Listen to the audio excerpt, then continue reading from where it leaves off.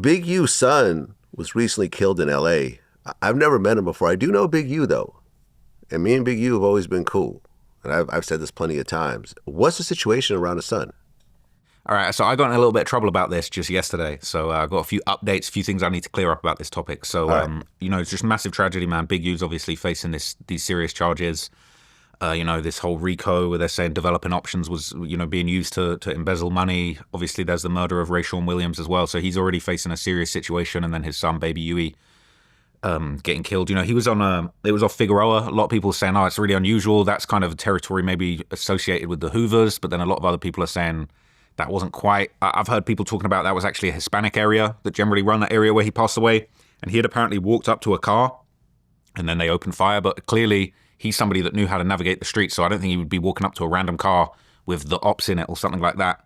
So, there's people saying maybe it was someone he knew, maybe it was someone friendly, maybe it was a situation. So there's really a real vacuum of information about this at the moment. And usually, I'm not going to lie, usually within a few days of things like that, this happening on Reddit, there's at least 2-3 theories about who was responsible and this group and that group. But right now, I would say it's still just a giant mystery. I've not really seen anything substantial to suggest any particular group is responsible. There's a lot of theories. Like I say, the theory that it was the Hoovers, theory that maybe there was some kind of internal issue going on. Obviously, Big U is allegedly the big head honcho of the Rolling 60s.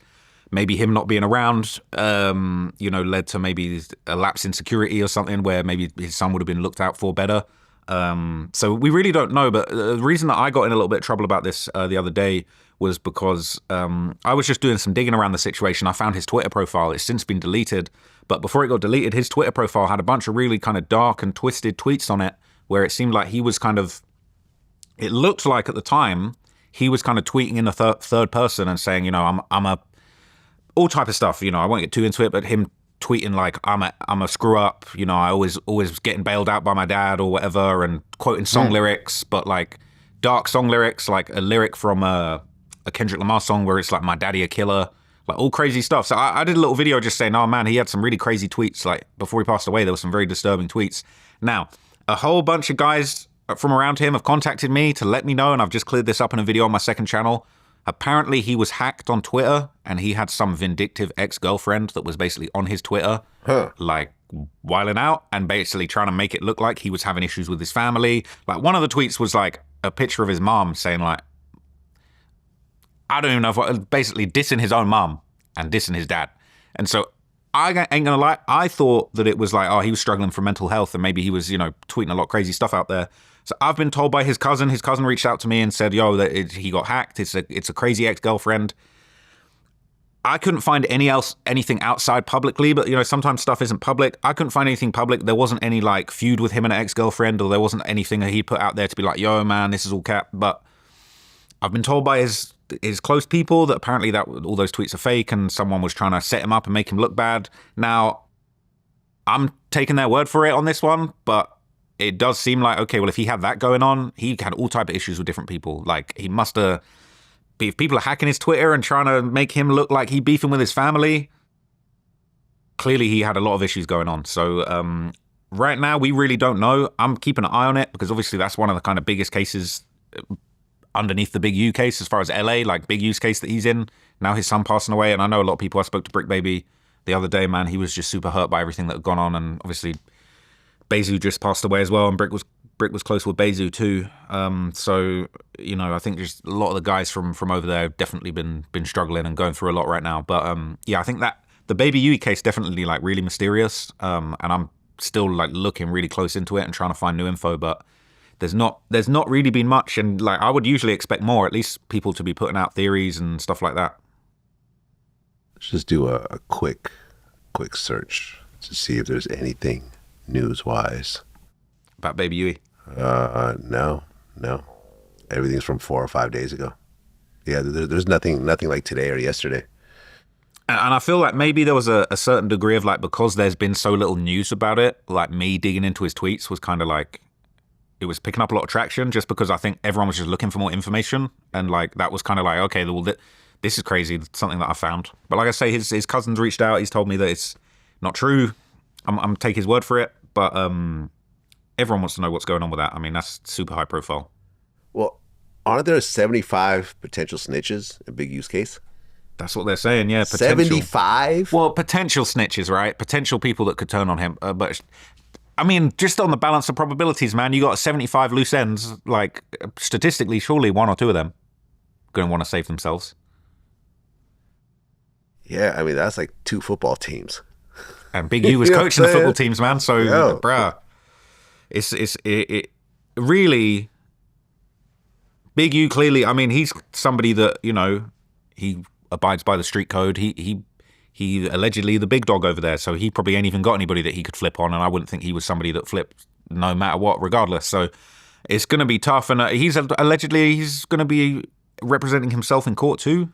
Yeah, I heard that there might be a little more to that story. Like I think like he wants to see the paperwork firsthand before the lawyer potentially filters it or something. I don't really know. You's a smart guy, man. Like all my interactions have been really like I'm talking to an intelligent man. I'm not talking to some thug on any level. Like all of our conversations are like my conversations with anyone else who I deal with. And he was completely lucid. I never got the impression that he was high or anything else like that. He never pressed me on any level. Came in, did an interview for free. And we just kept in contact after that. He used some of my content for his documentary. You know, I said, yo, no problem. Go for it. And that was that. We kept in contact. And then when I found out what happened, it was just messed up. But I don't know, 75 people. I'm honestly feeling that at this point in his life, because he's what, in his late 50s? I would cooperate.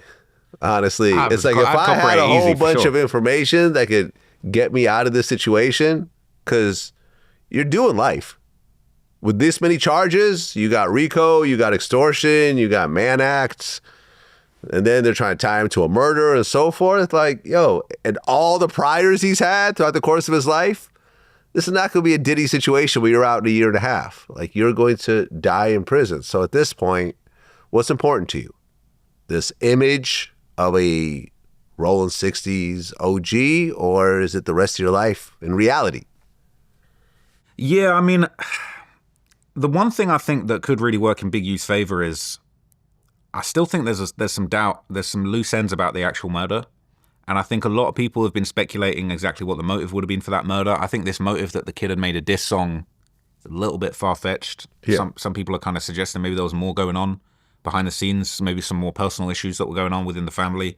But, you know, I've heard people say, no, he really didn't do that. And there's might be a way that he's going to beat it. And, you know, maybe someone else did it. Maybe there's not enough evidence. So I think there is a possibility that he could beat the murder charge. I think all of the stuff to do with the money that came from the city and the developing option stuff, I feel like, you know, forensic accounting, that's going to make that harder to beat, but also that's not as heinous as a murder. So yeah, I do still think there's a chance that Big U beats it, but I think just like obviously everybody's speculating on what exactly happened with his son, I still feel like we haven't really got like a definitive answer as to why Rayshawn Williams was killed. And the idea that he made a Big U diss song and that he was recording at Big U studio and he was tired of him and he dissed him, you know, I don't think that diss song has surfaced. I mean, I dug deep into his Instagram account and there's like a couple of little snippets of songs that, like, if you really reach in, you could say maybe he's trying to sneak this Big U here, but it's like, I think there was probably something more going on. And then also it's kind of like, well, if that's the motive that the state are going with, he'd made a diss song and we can't even hit, like, what's the diss?